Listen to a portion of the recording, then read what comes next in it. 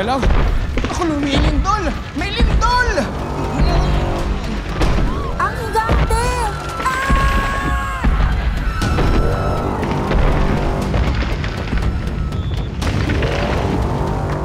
Carmi, kailangan natin makalis dito. Mga witch, mga wizard, tulungan niyo naman ako. Pakiusap po. Sa pagbukas ng bibig ni Bruce, siya rin pagtakip sa tenga ng mga wizard at witch sa Mahikaville. Mga witch, mga wizard, pakiusap, tulungan niyo naman kami. Ang misteryosong tunog pala ng kulog na madalas nilang marinig. Boses pala ni Bruce yun. Nako, mukhang natatakot lang sila sa akin. Parang hindi nila ako maintindihan. Mukhang hindi nila kami matutulungan ni Chacha.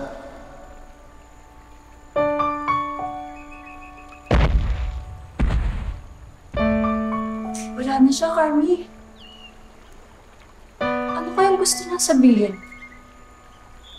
Sa mga sumunod na araw, naging abala si Ruby sa bago niyang imbensyon.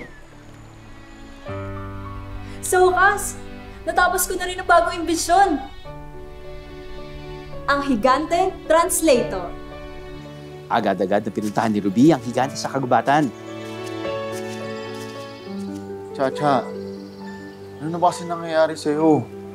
Hindi ko na alam yung gagawin. Hello? Sound check? Chacha, narinig mo ba yun? Yung nagsalita. Hello? Tao po?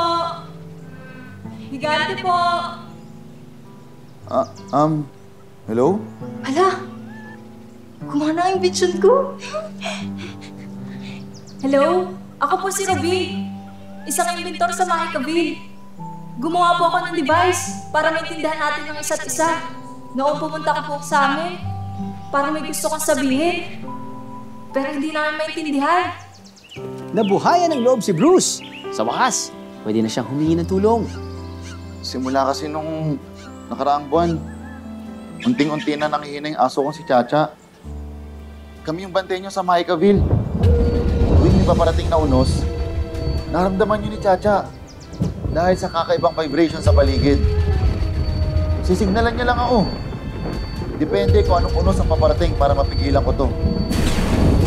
Pero dahil nanghihina na siya, hindi na rin niya maramdaman yung vibration sa paligid. Kaya pala sunod-sunod ang sakuna. Bawat araw lumalala yung sitwasyon ni Chacha. Gusto ko lang naman siyang gumaling at mayakap. Matalik kong kaibigan na nagbibigay kulay sa aking buhay dito sa itaas. Naiintindihan kita, Bruce. Kung totoong konti na lang yung natitirang araw ni Chacha, gusto kong iparamdam sa kanya yung pagmamahal ko.